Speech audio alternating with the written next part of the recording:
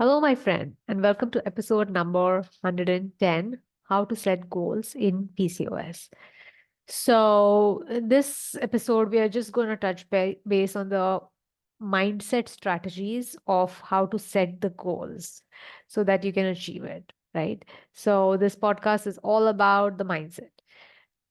Now, like if you have heard all my episodes in the past, I do talk about all the things. So it might seem that, I'm very repetitive, and it's because I need to keep repeating it until you do it. So we really need to hear it on so many occasions, the same thing again and again until we understand it. And even when you understand it, you might come and listen to this like after a year and you'll be like, oh, I understand it even more because this is thought and feeling work that we're talking about. So it might resonate with you right now, or it might click later on. Like you might feel it right now, but you will really understand it maybe later on at a deeper level. All right. So let me just give you a quick update on where I am. Right now, my nose is extremely blocked. And that's probably because of all the food that I eat. It's not absolutely clean. I just like consume a little bit extra sugar. And it's like my lifelong mission to get rid of sugar from my diet completely. Now, I teach anyone who is trying to lose weight, I teach them, okay, the best way to lose weight is to remove the sugar and flour from your food and you will lose the weight. But what happens afterwards is like while you're in maintenance, your brain will like sneak in the sugar and you need to be constantly observant of it. So that's the exact reason why the sugar creeps in and I balance it out and then it creeps in and then balance it out.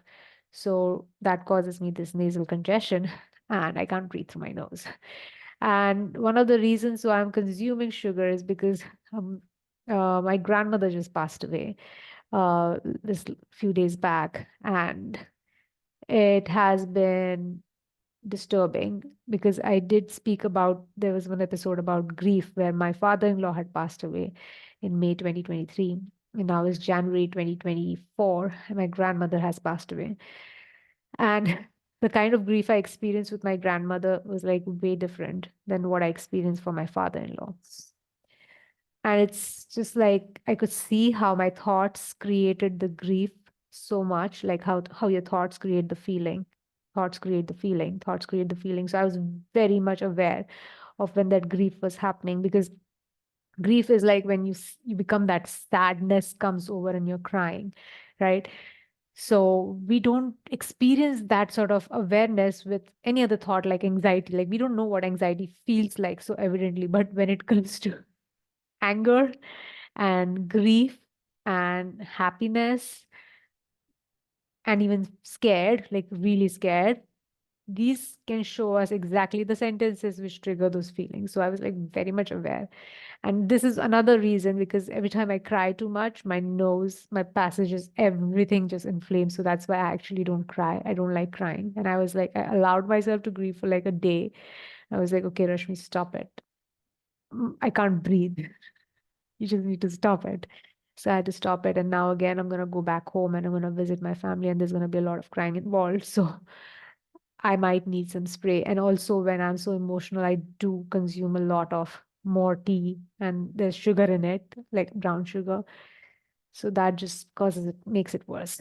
So there is like a lifelong mission that I have of going off sugar. So one day I will get there and I'll let you all know if I do that. All right. So let's come to today's episode. Why set goals in our PCOS life?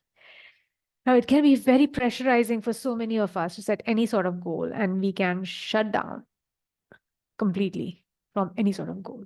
Or there would be some who would use goal as a reason to feel better. And um, where did I go? As a reason to feel better, as if like once we achieve that goal, it's going to be this magical place where you are like fixed. Everything you're right now what you're experiencing is broken. Once you get that goal, you're fixed. So some people like keep on working on a goal.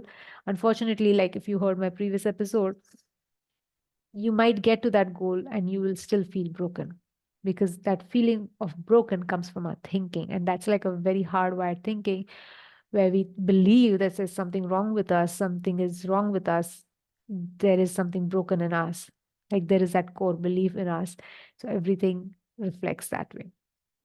So I like to think goal setting is a very spiritual experience, very spiritual, because you are like connecting to yourself.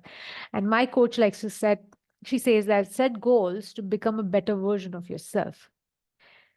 Now, you are good as is, right? Like, because we have this flawed premise, a thought error, which is like something is wrong with us as human beings.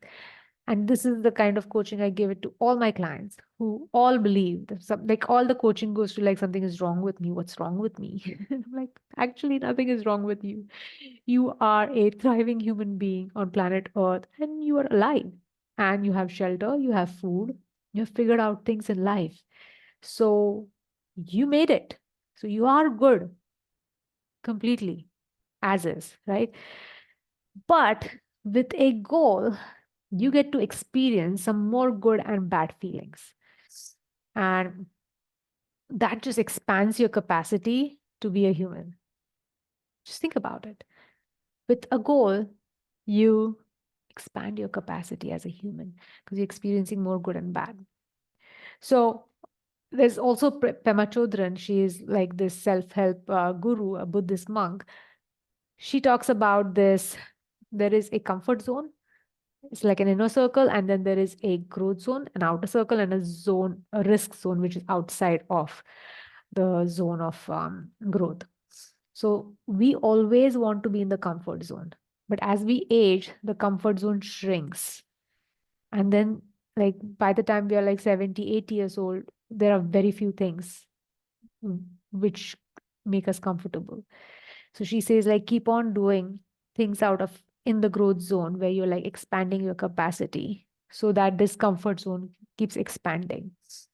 Because if you keep on limiting yourself from growth, by the as you age, your brain just refuses to take any sort of challenges and you just like it just starts shrinking. And that's not a fun place because that's a very scary place. This is what I think.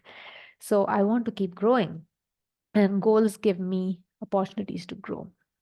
So goals give our brain, apart from an opportunity to grow, it also gives our brain a structure and supervision to work on something. Without a goal, we are like that unsupervised child who will do whatever they want. Now, I don't know whether you have children in your life. Like, I didn't have children around me for many years of my adult life. Like, as a kid, I had kids around me, like my siblings, my cousins. Yeah, that's it. And then I grew up. All of us grew up, and then there were no kids. Like there were few, very many of us had kids very late, so there were no kids. Like I used to help people give birth, but then that is it. That was my limited interaction with my patients and their babies. Once they're born, in 3 days they're gone. Sometimes they will visit in clinics, and that was pretty much it. As an adult, I didn't have interaction with a kid. So you might not understand this unsupervised child analogy. And I just want to offer you, like, just like listen to me, as in, like, try on my theory and just absorb that as an information. Because when I had a child, I noticed all of that. So my child is now 6, and she's grown up so fast. She's like almost here, and she's still a child inside. And like she grew up so fast. So I imagine that she would understand things like she looks so big and tall, like her, like because of her daddy, her genes are, because she's just growing so fast. But then she will still do those kid things. And my husband will like, he will always say to me like, "Arey, she's still a baby," and I'm like, "Oh my God, she's still a baby." And then I coach clients who have teenagers, who have 18-year-olds who still are like kids. They don't care about what the world thinks, right? Because the brain matures actually from 25 to 30 years. That's where the full maturity comes, because you have this life experience, right? Where you have lived away from your parents and then you have to take responsibility and all of that. But that part of us still lives inside, that unsupervised child. And there are a lot of theories in it. Like there is this form of therapy called internal family system, wherein the therapist will take you Like there is a part in you who's stuck at a particular phase, and there are these personalities in you who are like stuck in your childhood, which are actually controlling everything for you right now. So they will help you access those parts, understand their intelligence, and like make peace with them so that they don't keep interfering with you. So it's very fascinating when we think about that. So that's internal family system. So we always have that unsupervised child in us who will do whatever they want in the moment and never want to do anything related to goal. For many of us, it can look like after college, we are away from our parents.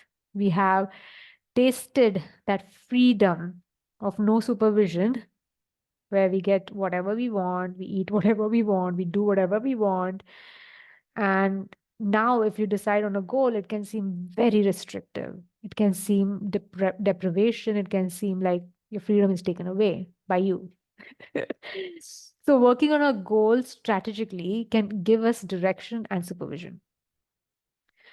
Lastly, we need to set a goal from abundance, not from lacking. Now, abundance and scarcity mindset, these are two different type of mindsets. And abundance is like a very open, free flowing, positive feeling sort of a mindset that everything will work out. Nothing has really gone wrong. Everything really works out for me. It's a different type of belief system. And then there is this scarcity mindset, which is like, I'm gonna die. I don't think so. I can't do this. This is too scary. This is too much. This I don't have enough. It's never enough. That sort of. So there's abundance mindset and then there's a scarcity mindset. So whenever you're trying to do any sort of goal work, you need to come from abundance mindset.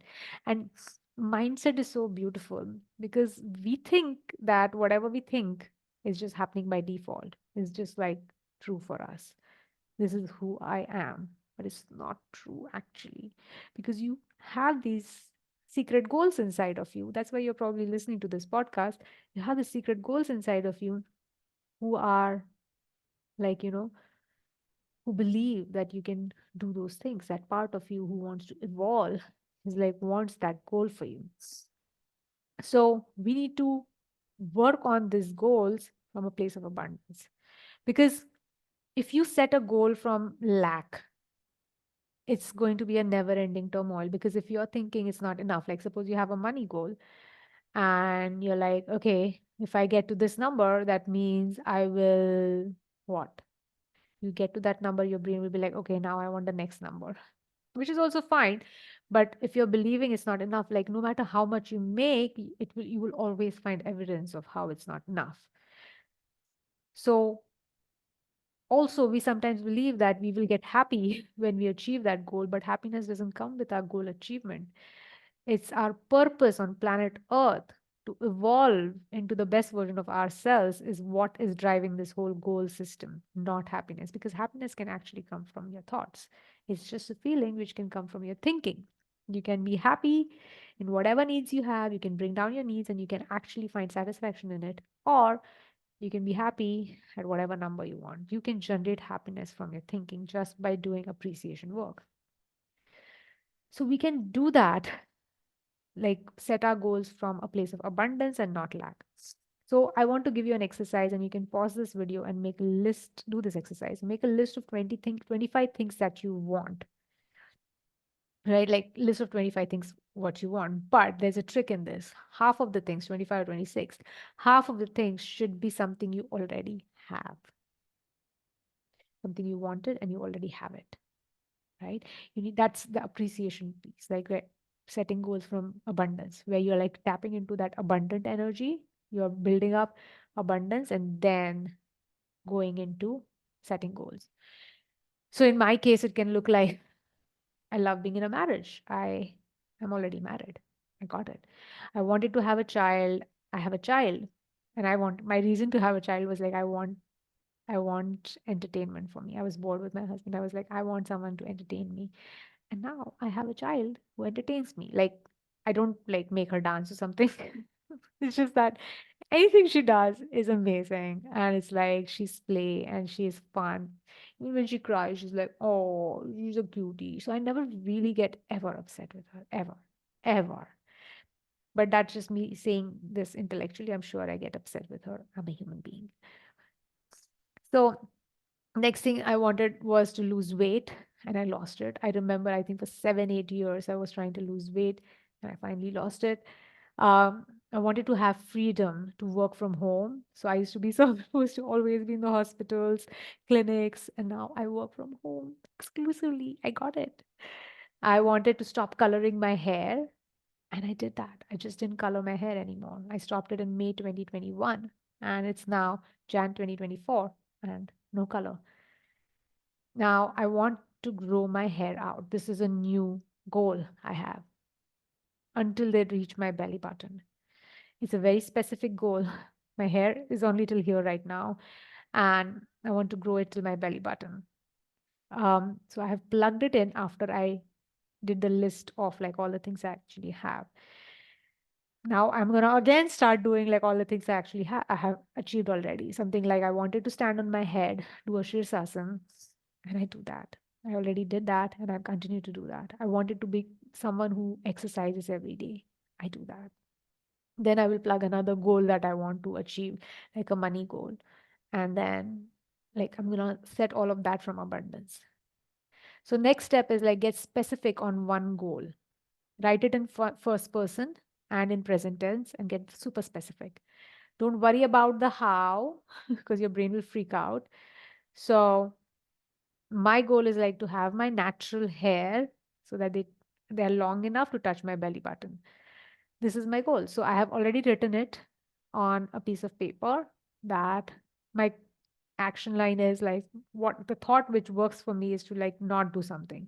So when it was like going not coloring anymore, it was like I'm just not gonna color it. Just not gonna color it. Or like when I started my weight loss journey, it was like I'm just not gonna snack. I'm just not gonna snack. No snacking. And then when I wanted to lose some more weight, it was like I'm just not gonna have any sugar. No sugar. No sugar. So like a no one single statement works for me. So I've written I will not cut my hair until December 2025 so that they touch my belly button. I think 2025 will be a good enough amount of time for me to grow out my hair. So write it on a piece of paper and read it every single day. Let it be around you. So even if you don't read it, just let it be around you because your brain is constantly absorbing information from around. Like it's constantly impulses are going, right?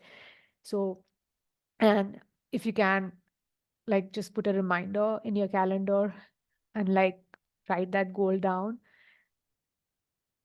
And then I'll tell you some more exercise. Like imagine how much your brain will be exposed towards the goal. Now, that is like now you're doing, but the moment you set that goal, the next moment your brain is going to come with fear, doubt, shame, all of those emotions will come. And your brain is going to be like, oh no, I can't do it. It's impossible. No way I'm going to do it. And it's going to like be very sneaky when it comes to that goal. It's not going to want to do it 100%. So expect that fear, shame, doubt to come in. If it's coming in, that doubt, that confusion, that means you're doing it right. If you forget about it, that's also like one of the ways your brain will like try to make you not be aware of it because you just forgot it, right? So it will like not want you to do it at all. So the reason why your brain doesn't want you to do it at all is because you don't have efficient thoughts to support that goal. Right now, I have achieved that goal of not until belly button, but I have had long hair, but not in the last 4, 5 years. I've not had. So my brain will not want me to achieve that as a goal. So that's why I need to find efficient, supportive thoughts which will support that goal for me. Now, every day, what you need to do, I like to put in my calendar the goal that I want, and I block out some time, like 30 minutes, and I schedule it on my calendar. I don't remove it because the day I remove it, that means that goal is out of my vision, out of my mind. So don't remove the goal. Keep it on the calendar as a recurring event and it will pop out. So your brain will see. Now you need to remember to open a piece of paper or like a document and start writing about that goal. So most of the time it will be negative thoughts because it's not something which you can achieve, right? Like for me also, like December 2025, long time. It's not gonna happen. So write down whatever thoughts you have. Like suppose you have a weight loss goal and you want to lose, say, 20 kilos in a year. Write down all your thoughts about it. So for me, when it comes to having hair, long hair until my belly button till December 2025, I'm going to have thoughts like I might have urge to cut them, and I might because I have had impulsive haircuts. Then the next one is like it's going to get really itchy in my scalp, or they would go really limp, or they'll be hard to maintain the hairstyle and all. And I will have more hair loss. So these were my negative thoughts about this goal specifically. So if negative thinking doesn't alarm you, that means your goal is not stretching you. Like these are my legit reasons. Like I still believe I can do it, but then I still fear that one thought that I might get an impulse to cut the hair and I might just like go and cut it. But I've not had a haircut now, I think for more than 6, 7 months. So maybe I might not cut them. So I'm just like thinking, like maybe it's possible, right? So that is the legit and the hair loss thing. These are the two legit obstacles that I have, which I fear that, I might go get a haircut for. So if your negative thinking doesn't alarm you, that means you're not set a stretchy goal.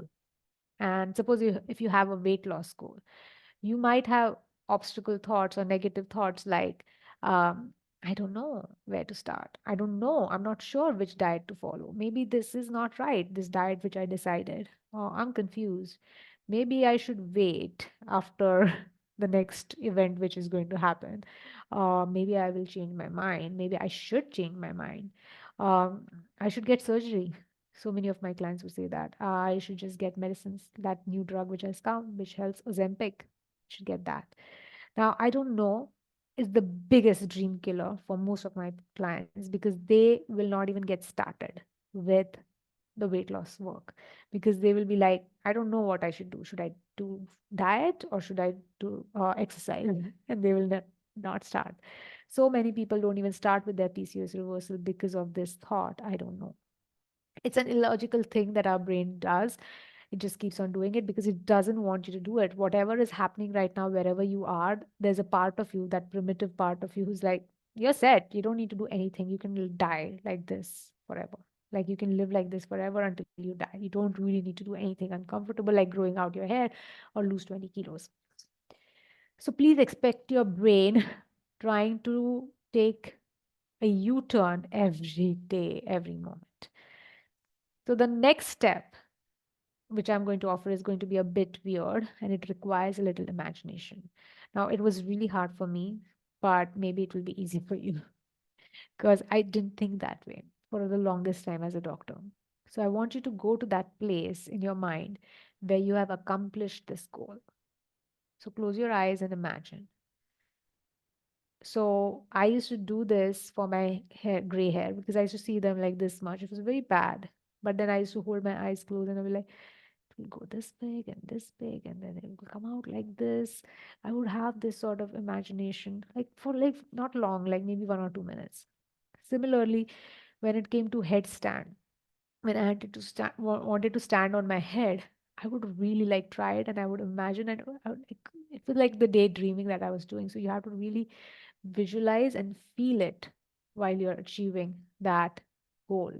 So for me right now, I can just imagine that long hair.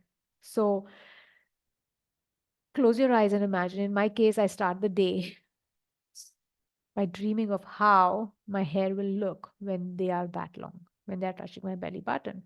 I imagine how they would feel on the day when I wash my hair, how I would style them, how I will play with them. I see clients, who are like constantly playing with their hair. I'm like, I will also get to play with them.